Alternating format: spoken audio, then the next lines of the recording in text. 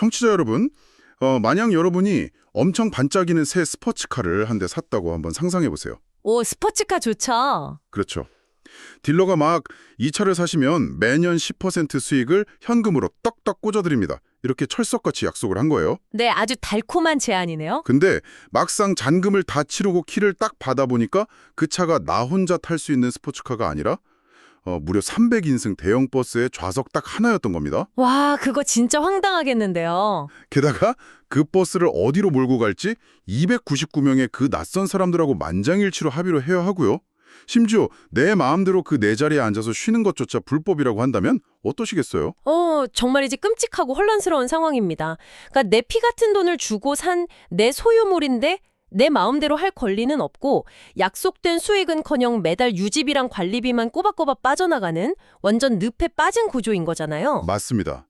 오늘 우리가 아주 깊게 파헤쳐볼 자료가 바로 이 기막힌 300인승 버스, 그러니까 이른바 생활 숙박시설, 줄여서 생숙 사태를 어떻게 현실적으로 해결할지에 대한 아주 뼈 때리는 생존 전략입니다. 네, 오늘 다룰 자료는 이 소유자에게 적정한 수익을 돌려주면서 동시에 운영사도 망하지 않고 버틸 수 있는 그 합법적 통합 위탁 운영의 정교한 룰을 다루고 있죠. 청취자님, 오늘 저희의 이 심층 분석에 함께해 주셔서 정말 감사합니다. 오늘 저희의 핵심 미션은 딱 이 질문 하나로 요약될 수 있을 것 같아요. 네, 도대체 운영 방식이나 계약서 그리고 제일 중요한 손익 구조를 어떻게 설계해야 이 수백 명의 소유자와 단 하나의 운영사가 피 터지게 싸우지 않고 함께 이익을 볼 수 있는가? 바로 이거죠. 그래서 오늘 저희 둘이 역할을 아주 극단적으로 한번 나눠보기로 했습니다. 저는 오늘 철저하게 이 생숙을 분양받은 소유자, 그리고 소유자 협의체의 관점에 완벽히 빙의해 보겠습니다. 아주 매서운 공격이 예상되는데요. 그럼요. 내 전 재산이 묶인 자산인데 운영사가 막 비용을 부풀리진 않는지, 수익 배분은 과연 진짜 공정한지 아주 예리하게 따지고 들 겁니다. 좋습니다. 그렇다면 저는 철저히 방어에 나서보죠. 호텔 운영사와 자산관리자의 입장에서 왜 그런 어마어마한 비용이 발생할 수밖에 없는지, 그리고 현실적인 호텔의 손익구조가 왜 분양 당시의 환상과 그렇게 다른지 논리적인 숫자와 근거로 설명해 드리겠습니다. 자, 이 복잡하게 꼬여버린 생숙 사태, 첫 단추부터 한번 끼워보죠. 도대체 어떤 법적 형태로 영업을 할 것인가? 이게 제일 큰 문제잖아요. 맞습니다. 일단 합법화가 되어야 수익을 내든 말든 하니까요. 자료를 보니까 방법이 두 가지더라고요. 완전히 관광호텔로 용도를 아예 변경하는 방법이 있고, 아니면 기존 생숙 용도를 유지하면서 합법적인 숙박업으로 신고를 하고 호텔처럼 운영하는 방법이요. 아예 깔끔하게 관광호텔로 싹 바꾸는 게 낫지 않습니까? 그게 이상적으로는 그렇지만 현실은 정말 녹록지가 않습니다. 관광진흥법상 관광호텔로 전환을 하려면 최소 객실이 30실 이상 필요한 건 기본이고요. 무엇보다 해당 건물의 소유권이나 그 100%에 가까운 안정적인 사용권을 운영자가 전면적으로 확보를 해야 하거든요. 잠깐만요. 수백 명의 구분 소유자가 있는 건물에서 소유권이나 사용권을 100% 가까이 모은다. 그거 가능합니까? 게다가 소방이나 주차, 위생 같은 건축물 기준도 호텔급으로 완전히 다 뜯어 고쳐야 하죠. 와, 300명이 모여서 오늘 점심으로 짜장면 먹을지 짬뽕 먹을지 만장일치로 정하려는 거랑 똑같잖아요. 한두 명만 딴지 걸거나 해외에 나가서 연락두절되면 그냥 올스톱 되는 거 아닙니까? 아주 정확한 비유십니다. 한 건물에 이해관계자가 수백 명씩 얽혀있는 생숙에서는 관광호텔 전환이 사실상 불가능에 가깝다고 봐야죠. 그래서 자료에서도 두 번째 발식을 강조하는 거군요. 네, 기존 건축물 용도인 생숙을 그대로 유지하되 공중위생관리법에 따라 관할 관청에 숙박업, 괄호치고 생활 이렇게 신고를 하는 겁니다. 그리고 수백 개의 객실을 모아 하나의 거대한 호텔처럼 통합 운영하는 방식이 가장 현실적이라는 거죠. 정부도 2024년부터 지자체 조례 완화 같은 걸로 이 방식을 꽤 밀어주고 있더라고요. 맞습니다. 그래서 현실적으로는 생숙 유지가 유일한 답이라고 볼 수 있죠. 알겠습니다. 그럼 그냥 뜻맞는 소유자들 대충 한 60% 모아서 1층에 프론트 데스크 하나 예쁘게 만들고 호텔 간판 딱 달면 끝나는 건가요? 절대 그렇지 않습니다. 여기서 아주 중요한 함정이 하나 등장하는데요. 함절이요. 행정관청에서 요구하는 최소한의 법정 동의유라고 실제 이 비즈니스가 제대로 굴러가기 위해 필요한 이른바 사업적 동의율은 정말 하늘과 땅 차이거든요. 아니, 사업적 동의율이요. 관청에서 허가 도장 쾅 찍어줬으면 된 거지. 비즈니스 동의율은 또 뭔가요? 법적으로 숙박업 신고 요건을 간신히 넘긴 그 70% 언저리의 참여율로는 원칙적으로 정상적인 사업 추진이 불가능합니다. 예를 들어서 100객실짜리 건물인데 70개 방만 저희 같은 운영사에 맡겼다고 가정을 한번 해보죠. 네, 70개면 뭐 꽤 많은 거 아닌가요? 문제는 참여하지 않은 나머지 30개 방입니다. 이 소유자들은 그 방을 그냥 텅 비워두거나 아니면 에어비앤비 같은 플랫폼을 통해서 암암리에 불법 개별 숙박 영업을 할 확률이 굉장히 높습니다. 아, 무슨 말씀인지 알겠네요. 같은 건물이고 같은 층인데 어떤 방은 호텔 운용사가 매일 시트 갈고 청소해서 깨끗하고 바로 옆 방은 개인 소유자가 대충 관리해서 막 복도에 쓰레기 뒹굴고 밤새 시끄럽다는 거잖아요. 바로 그겁니다.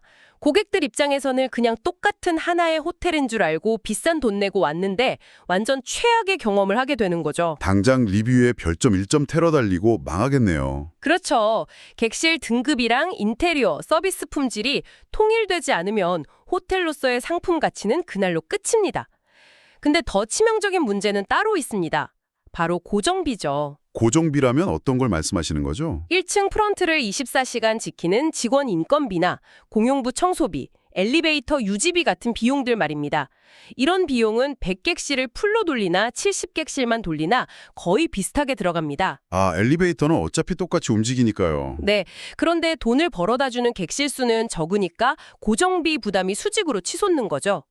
이런 엉성한 상태에서는 어디 가서 글로벌 브랜드 호텔 간판을 달거나 대규모 단체 여행객이랑 장기 계약을 맺는 것 자체가 아예 불가능합니다. 그럼 대체 몇 퍼센트의 방을 모아야 제대로 된 호텔 비즈니스가 돌아간다는 겁니까? 뭐 한 80%? 자료에 명시된 바에 따르면요, 최소 80%에서 90%는 되어야 그나마 제한적인 통합 운영이라도 해볼 수 있고요. 90%에서 95% 이상 압도적인 동의율을 달성해야 비로소 정상적인 호텔형 운영, 즉 우리가 기대하는 그 일관된 서비스에 진짜 호텔이 가능해진다고 강력히 권고하고 있습니다. 와, 90% 이상이요? 수백 명 중에 90%의 마음을 하나로 모아야 한다니 그야말로 피말리는 전쟁이겠네요. 청취자 여러분, 진짜 전쟁은 이제부터 시작입니다. 네, 제일 민감한 돈 문제가 남았죠. 맞습니다. 어렵게 90%를 모아서 손님을 받고 드디어 돈을 벌었다고 치죠. 이제 그 벌어들인 돈을 소유자와 운영사가 어떻게 나눌 것인가. 여기서 아주 피 터지는 갈등이 생기잖아요. 솔직히 저 같은 소유자 입장에서는 복잡한 거 싫거든요. 아주 간단 명료한 게 최고입니다. 어떻게 나누는 게 좋다고 보시나요? 전체 매출 딱 지키면 거기서 뭐 7대 3 아니면 8대 2 비율로 무조건 나누면 아주 깔끔하고 좋지 않나요? 그런데 자료를 읽어보니까 이 매출 단순 배분 방식이 소유자랑 운영사 모두가 사이좋게 망하는 치명적인 함정이라고 하더라고요. 대체 왜 그런 거죠? 운영사 관점에서 아주 솔직하게 말씀드리자면 매출을 기준으로 일정 비율을 나누는 방식은 결국 그 건물을 서서히 갉아먹는 치명적인 독약입니다. 아니, 매출 많으면 좋은 거 아닙니까? 한번 생각해 보십시오. 매출액에서 30%를 무조건 운영사가 가져가기로 계약했다고 치면 운영사는 무슨 짓을 해서라도 일단 객실을 싸게 덤핑을 쳐서라도 많이 팔아서 매출액 숫자 자체를 부풀리는 데만 혈안이 됩니다. 많이 팔면 소유자도 좋은 거 아닌가요? 매출은 늘어나겠죠. 반대로 호텔을 깨끗하게 유지하는 데 들어가는 전기세, 청소비, 수리비 같은 비용을 아낄 이유가 운영사 입장에서는 전혀 없어지는 겁니다. 비용을 아무리 펑펑 써도 어차피 자기들은 총 매출에서 무조건 30%를 고정으로 떼어가니까요. 정확합니다. 그래서 소유자는 나중에 비용 정산하고 나면 남는 게 없고 건물은 망가지는 거죠. 원칙이죠. 아니 그러면 운영사가 자기들 계열사나 무슨 친척회사 불러다가 마케팅비 명목으로 던지안치하고 청소 용역비 막 2배로 뻥치기 해서 부풀리고 프론트 인건비 펑팡 쓰면 어떡합니까? 그런 우려를 하실 수 있죠. 결국 총 매출이 100억이 나와도 우리 소유자들 손에 떨어지는 순수익은 0원이 될 수도 있는 거 아닙니까? 이거 완전 고양이한테 생선가게를 통째로 맡기는 거잖아요. 소유자로서 당연히 하실 수 있는 아주 합리적인 의심입니다. 바로 그 지점 때문에 이 자료에서는 단순 매출 배분이 아니라 아주 공정하고 투명한 배분 가능 이익을 산정해서 소유자에게 지급해야 한다고 강력히 권고하는 겁니다. 배분 가능 이익이요? 네, 아주 철저하고 살벌한 공제 순서를 거쳐야 하죠. 구체적으로 폭포수처럼 뭘 어떻게 뺀다는 겁니까? 제 돈에서 뭘 자꾸 빼간다는 건지 불안한데요? 하하, 불안해하지 마시고요. 먼저 전체 통합 매출에서 부가세 같은 세금을 가장 먼저 뺍니다. 그건 국가에 내는 거니까요. 그다음 OTA 수수료를 빼야 하죠. 잠깐 OTA요? 아, 그 아고다나 야놀자, 에어비앤비 같은 예약 앱 플랫폼에 떼어주는 수수료 말씀이시죠? 네, 정확합니다. 사실 그 수수료가 비즈니스에서 만만치가 않거든요. 그걸 빼고 나면 이제 객실 청소비, 린넨 교체비 같은 변동비를 빼고요. 그다음 프론트 직원 인건비와 마케팅비 같은 직접 운영비를 공제합니다. 벌써 꽤 많이 날아간 것 같은데요? 아직 남았습니다. 그다음 운영사가 가져갈 최소한의 기본 운영 수수료를 떼고 화재 보험료와 공용관리비를 냅니다. 그리고 마지막으로 가장 중요한 것 중 하나인 FF&E 적립금까지 전부 뺀 다음에야 비로소 남는 돈, 그게 바로 소유자들이 나눠 가질 배분 가능 이익이 되는 겁니다. FF에 뭐요? 갑자기 영어가 나오니까 머리가 확 아픈데 그건 또 뭡니까? 왜 내 주머니에서 돈을 또 떼어가는 거죠? FF에는 쉽게 비유하자면 아파트의 장기수선 충당금 같은 겁니다. 아, 장기수선 충당금. 네, 호텔 객실에 침대 매트리스나 TV, 카펫 같은 것들은 투숙객들이 매일 쓰니까 몇 년 지나면 낡아서 무조건 교체해야 하잖아요. 그렇죠. 낡은 침대에서 자고 싶은 손님은 없으니까요. 당장 이번 달 소유자들 호주머니에 들어갈 돈을 조금 깎더라도 5년 뒤, 10년 뒤에 건물이 폐허가 지는 걸 막기 위해서 미리 의무적으로 떼어두는 필수 적립금입니다. 아하, 아파트 장기수선 충당금이라고 딱 짚어주시니까 확 와닿네요. 내 주머니에 들어올 돈을 눈물을 머금고 깎아서 건물의 훗날을 도모한다. 건물이 안 망가지려면 꼭 필요한 절차라는 건 인정하겠습니다. 네, 자산 가치를 유지하려면 필수적이죠. 그런데 이렇게 복잡하게 떼고 빼고 정산하려면 투명성이 생명 아닙니까? 아까 제가 걱정했던 것처럼 운영사가 비용 부풀려서 빼돌리는 건 어떻게 막나요? 그래서 운영사가 돈을 걷고 쓰고 계산하는 것까지 100% 혼자 독점하면 절대 안 됩니다. 반드시 이해상충이 발생하거든요. 그럼 누가 감시하죠? 자산관리자나 소유자 협의체가 별도의 신탁 계좌를 열어서 자금을 분리해야 합니다. 그리고 운영사의 정산 내역과 영수증을 매달 철저히 감독하는 구조가 필수적이죠. 감시받지 않는 비용은 반드시 팽창하기 마련이니까요. 좋습니다. 어찌어찌 그 피 튀기는 감시를 통해서 배분 가능 이익이라는 맛있는 파일 하나 구원했다고 치죠. 자, 이제 이 파일을 200명의 소유자가 어떻게 나눠 먹을 것인가? 네, 분배의 시간이죠. 저는 이거 아주 간단하다고 봅니다. 모두 똑같이 N빵으로 200분의 1씩 딱 나누거나 아니면 내 방이 이번 달에 며칠 팔렸는지 그 실제 객실 매출만 딱 계산해서 주면 제일 공정한 거 아닙니까? 자본주의 사회에서 내가 번 것 내가 가져가는 거요. 안타깝게도 그 두 가지 방식 모두 실제 비즈니스 현장에서는 매우 불공정한 결과를 낳고 분쟁의 씨앗이 됩니다. 왜요? 내 방 팔린 만큼 내가 가져가는 게 대체 왜 불공정하죠? 제일 깔끔한 거 아닌가요? 만약 실제 객실별 마출로만 배분하면 어떤 일이 벌어질까요? 객실 배정 권한은 운영사가 쥐고 있습니다. 청소 카트를 끌고 다니는 직원들이나 프론트 직원들 입장에서는 엘리베이터에서 가깝고 청소하기 편한 특정 층, 특정 방만 우선적으로 손님에게 배정하게 됩니다. 헉, 무거운 카트 끌기 싫으니까 동선 편한 데만 판다고요? 네, 사람이 하는 일이니까요. 그렇게 되면 복도 구석에 있거나 청소 동선이 꼬이는 방의 소유자는 1년 내내 수익이 0원일 수도 있어요. 와, 그건 진짜 억울하겠네요. 그럼 N빵은 왜 안 됩니까? 모든 방을 똑같이 엠빵한다고 생각해 보시죠. 수십억짜리 최상층 펜트하우스 오션뷰 소유자하고 2층 벽돌비 소유자가 매달 똑같은 돈을 받는다는 건데 이건 더 말이 안 되잖아요. 아, 듣고 보니 운영사 입맛대로 방이 팔릴 위험도 있고 N빵도 억울한 사람이 생기네요.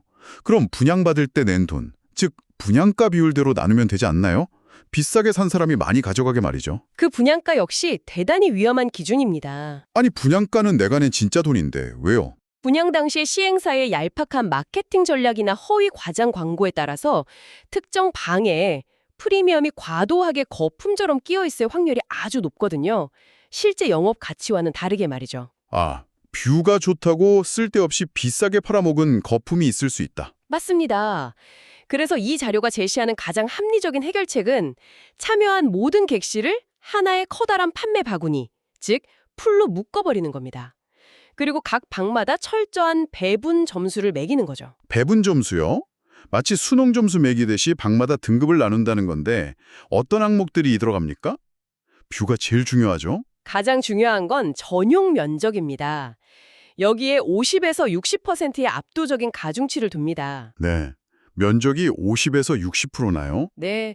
그리고 객실 유형이나 수용 인원의 20에서 25%, 고층인지 조망이 좋은지 같은 영업 가치에는 10에서 15%만 반영해서 각 방에 객관적인 가치 점수를 산출하는 겁니다. 잠깐만요. 제가 소유자라면 당장 들고 일어날 것 같은데요. 호텔은 무조건 뷰가 생명 아닙니까? 탁 트인 바닷뷰 방주인이 뷰도 없는 널찍한 방주인보다 돈을 적게 받는다면 누가 동의하겠습니까? 소유자님의 그 억울한 심정은 10분 이해합니다만 이건 철저한 비즈니스 관점에서 냉정하게 봐야 합니다.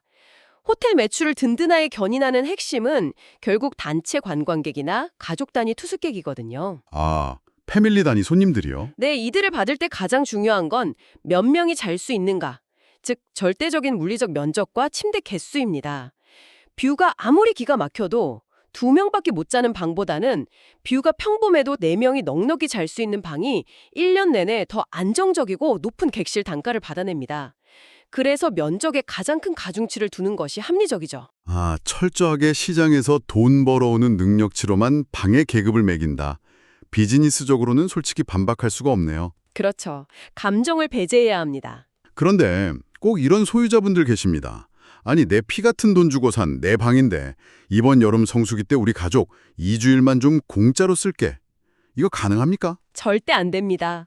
철저한 페널티가 따라야만 유지되는 시스템입니다. 그러니까 성수기에 내 방이니까 내가 좀 쓸게 하고 공짜 휴가를 보내는 건 사실상 그 커다란 수익 바구니에서 다른 소유자들에게 돌아갈 배분 가능 이익을 내 맘대로 빼가는 도둑질이나 마찬가지라는 거군요. 아주 정확하고 날카로운 표현입니다.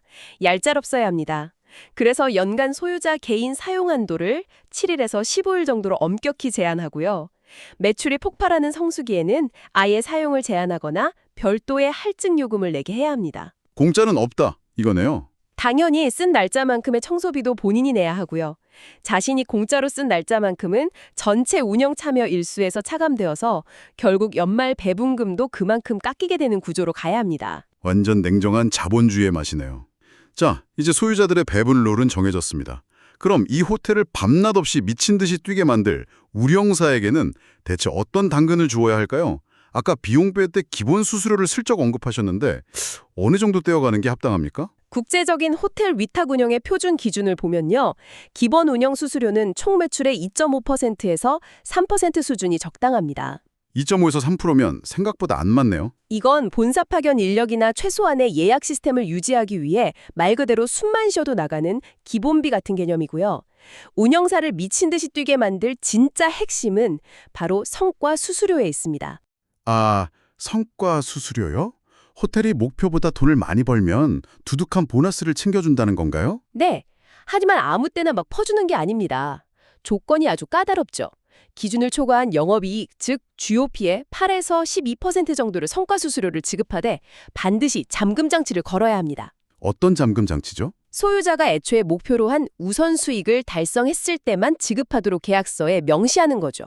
소유자는 통장이 텅텅 비어서 적자인데 운영사 자기들만 성과급 잔치를 하면 안 되니까요. 오, 소유자가 먼저 돈을 벌어야 하만 너희도 보너스를 챙겨갈 수 있다. 이거 아주 마음에 드는 구조입니다. 게다가 고객 평점 유지, 외부 회계감사 무사 통과 같은 여러 허들을 다 넘어야 비로소 가져갈 수 있게 세팅해야 합니다. 그런데 제가 업계 소문으로 듣기에는 말이죠. 어떤 악덕 운영사들은 무슨 브랜드 간판 사용료니 자체 예약 시스템 이용료니 하면서 이것저것 명목을 막 갖다 붙여서 총 매출의 10% 이상을 그냥 고정적으로 떼어간다고 하더라고요. 이거 정상입니까? 그건 완전히 비정상적인 폭리입니다.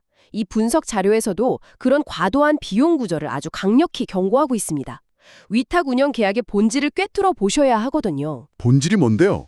결국 성공하는 위탁 운영은 완벽한 윈윈 구조를 짜는 데 있습니다. 운영사가 큰 돈을 만지려면 그런 비용 꼼수를 부리는 게 아니라 소유자의 배분 가능 이익이 먼저 넉넉하게 늘어나야만 성과 수수료라는 진짜 잭팟을 터뜨릴 수 있도록 양측의 이해관계를 완벽하게 일치시켜야 한다는 거죠. 청취자 여러분, 지금까지 퍼센트니 배분 정수니 조금 추상적인 이야기를 저희가 나눴는데 이제 여러분이 피부로 확 체감하실 수 있게 진짜 숫자와 돈 이야기를 한번 해보겠습니다. 네, 구체적인 시뮬레이션이 자료에 나와 있죠. 맞습니다. 자료에 200실 규모의 생숙을 기준으로 한 가상의 시뮬레이션 모델이 있더군요. 전문가님, 소유자 입장에서 제 통장에 매달 얼마 꽂히는지 계산 좀 쫙 해주시죠. 네, 아주 현실적인 숫자를 대입해 보겠습니다. 총 200객실이고요. 하루 평균 객실 단가, 즉 ADR이 16만 원이라고 치죠. 그리고 1년 내내 텅 비지 않고 객실 점유율이 70%로 아주 준수하게 돌아간다고 가정을 해보겠습니다. 16만 원의 점유율 70%요. 이 경우 1년 총 매출은 객실 매출에 식음료 같은 부대 매출을 다 포함해서 약 90억 원 정도가 나옵니다. 오, 1년에 90억? 엄청난 규모네요. 그럼 이제 그 돈 다 제 건가요? 하하, 천만의 말씀이죠. 아까 제가 길게 말씀드린 그 공제 지옥을 거치셔야 합니다. 아, 맞다. 빼는 거 있었죠. 전체 매출 90억 중에서 객실 청소, 프런트 직원 인건비, 수도 광열비, 마케팅비 같은 직접 운영비로 무려 61%인 54억 9천만 원이 허공으로 날아갑니다. 아니, 잠깐만요. 90억을 벌었는데 54억을 운영비로 쓴다고요? 이거 아까 말한 그 악덕 운영사 아닙니까? 61%면 완전 바가지 씌우는 것 같은데요? 소유자분들이 이 숫자표를 보고 가장 많이 분통을 터뜨리는 대목이 바로 여기입니다. 하지만 냉정하게 현실을 아셔야 합니다. 호텔 서비스라는 것 자체가 극도로 노동집약적인 산업이거든요. 뭐 인건비가 비싸긴 하죠. 24시간 내내 3교대로 프런트를 지켜야 하고 매일 산더미 같은 린넨을 세탁하고 객실을 정비해야 하죠. 아무리 허리띠를 졸라매도 50에서 60%의 운영비는 어쩔 수 없이 증발하는 필수 고정비라고 보셔야 합니다. 눈물이 나지만 호텔에 어쩔 수 없는 숙명이라고 치죠. 그럼 90억에서 55억 빼면 대충 35억 남네요. 이 35억은 이제 제 몫입니까? 아직 멀었습니다. 남은 돈에서 운영사 기본 수수료 3% 떼어주고요. 아까 말씀드린 장기수선 충당금, 즉 FFA로 4%를 적립해둡니다. 그리고 화재보험료와 공용관리비로 한 5%를 더 제하고 나면 잠깐, 떼어가는 게 너무 많잖아요. 이제 진짜 끝났습니다. 최종적으로 소유자 200명이 나눠 가질 진짜 현금, 배분 가능 이익은 90억의 27% 수준인 24억 3천만 원으로 쪼그라듭니다. 와, 90억이 24억으로 반의 반 토막이 나는 기적이네요. 그럼 이 24억 3천만 원을 200객실로 평등하게 나눈다고 치면 도대체 얼마입니까? 객실 1개당 연평균 배분금은 약 1,215만 원입니다. 이걸 12개월로 나누면 월 평균 딱 100만 원 정도가 통장에 들어가는 셈이죠. 월 100만 원이요? 만약 청취자님이 이 생숙방 하나를 분양받을 때 3억 원을 투자했다고 계산해 보면요. 세전 운영 수익률은 연 4.05%가 나옵니다. 월 100만 원의 연수익률 4%대. 청취자 여러분, 충격받지 않으셨습니까? 만약 3억 원을 은행 대출을 껴서 샀는데 대출이자가 5%라면요. 이건 뭐 버는 게 아니라 오히려 매달 내 생돈을 까먹는 마이너스 투자가 되는 겁니다. 맞습니다. 그래서 분양 당시에 환상을 버리셔야 합니다. 처음에 분양 대행사 직원들이 연 10% 확정 수익 보장합니다 라고 막 소리치던 그 달콤한 유혹이 얼마나 허황된 사기였는지 진짜 뼈저리게 느껴지네요. 잔인하지만 이게 바로 호텔 비즈니스의 진짜 민낯입니다. 그래서 겉으로 보이는 화려한 총 매출 90억 원 같은 껍데기 숫자에 속으시면 안 됩니다. 각종 비용을 다 떼고 내 손에 실제 떨어지는 순수익, 즉 영업이익 마진율과 최종 배분 가능 이익률이 얼만지를 집요하게 따져야 하는 이유가 바로 여기에 있죠. 4%라니. 위탁 운영을 합법적으로 잘한다고 해서 과거의 그 허황된 10% 수익을 마법처럼 되찾아줄 수는 없다는 거군요. 네, 그건 불가능한 숫자입니다. 근데 수익률 4%라는 현실도 우울한데 만약 그 알량한 4% 수익마저 위탁 운영사가 들고 튀거나 부도를 내버리면 어떡하죠? 소유자들을 보호할 최후의 방어막, 안전장치 같은 건 계약서에 들어 있습니까? 그 부분이 바로 저희 같은 자산관리 전문가가 개입하는 핵심입니다. 계약서에 독소 조항을 싹 걸러내고 안전장치를 겹겹이 쳐두지 않으면 소유자는 꼼짝없이 길거리에 나앉게 되니까요. 무조건 걸어놔야죠. 어떤 걸 명시해야 합니까? 첫째도 둘째도 매출과 비용의 투명한 공개입니다. 월별로 상세한 운영보고서를 받고 분기별로 정산하며 1년에 한 번은 반드시 소유자 협의체가 지정한 외부 회계법인의 깐깐한 감사를 받아야 합니다. 아, 내 돈이 10원이라도 제대로 쓰였는지 영수증을 낱낱이 검증하겠다는 거군요. 또 뭐라 있죠? 아까 제가 입이 닳도록 강조했던 시설교체 적립금, 즉 FF&E의 100% 별도 분리 관리입니다. 운영사가 자기들 본사 자금 돌려막기 하는데 쓰지 못하도록 무조건 별도 신탁 계좌에 딱 묶어둬야 합니다. 내 아파트 수선 충당금을 딴 놈이 쓰면 안 되죠. 그리고 더 중요한 건 무능한 운영사를 합법적으로 쫓아낼 권리입니다.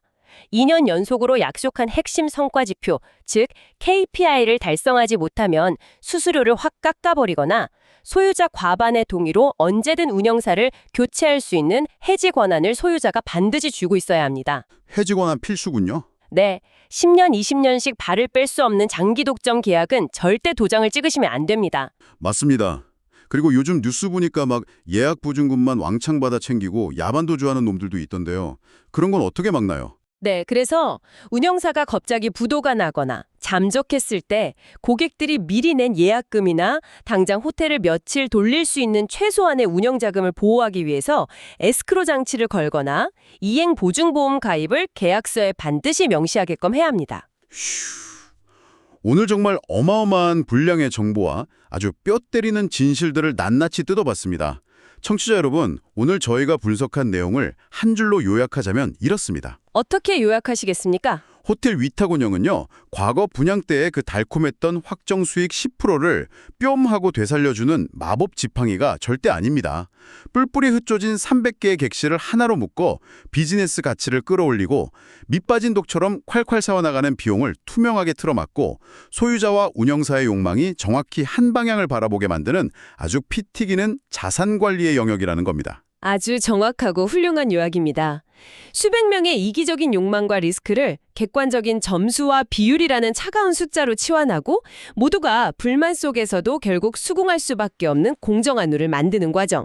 그것이 바로 위기 상황에 처한 부실 자산을 구출해내는 유일하고도 가장 이성적인 방법입니다. 청취자님이 생숙 소유자이시든 아니면 그저 부동산 트렌드에 관심이 있는 분이시든 오늘 우리가 치열하게 다룬 이 정교한 리스크 분배 시스템은 향후 모든 비즈니스에 적용 가능한 아주 훌륭한 교보제가 될 거라고 확신합니다. 네, 자산시장 어디에나 적용될 수 있는 원리죠. 자, 오늘의 심층 분석을 서서히 마무리하면서 여러분께 흥미로운 화두를 하나 던져보고 싶습니다. 오늘 살펴본 이 무시무시한 통합 풀링과 배분 점수 시스템. 각자의 소유권을 유지하면서도 하나의 거대한 가치로 묶어서 공정하게 수익을 나눈다는 이 개념을 한번 곰곰이 생각해 보세요. 네, 아주 흥미로운 생각거리네요. 이 방식이 앞으로 골치 아픈 생숙뿐만 아니라 도심의 대형 오피스 빌딩이나 상업용 부동산의 조각 투자 혹은 미래에 다가올 완전히 새로운 형태의 공유경제 모델에 어떻게 적용될 수 있을까요? 그러게요. 프롭테크나 조각 투자 플랫폼에서도 충분히 응용할 수 있는 룰입니다. 처음에 제가 말씀드렸던 옴짝달싹 못하던 300인승 버스의 딜레마를 완벽하게 통제할 열쇠가 바로 이 정교한 계약 구조에 있는지도 모릅니다. 어쩌면 우리는 완전히 파편화된 부동산 소유와 중앙집중형 운영이 결합하는 그 미래 자산 관리에 진화하는 한 장면을 방금 엿본 것일 수도 있습니다. 청취자 여러분도 오늘 밤 이 묵직한 질문을 한번 깊게 고민해 보시길 바랍니다. 여러분의 인사이트가 한층 넓어지셨기를 바랍니다. 저희는 다음 심층 분석에서 여러분의 뇌를 번쩍 깨울 더 새롭고 파격적인 자료와 함께 돌아오겠습니다. 긴 시간 함께해 주신 청취자 여러분, 진심으로 감사합니다.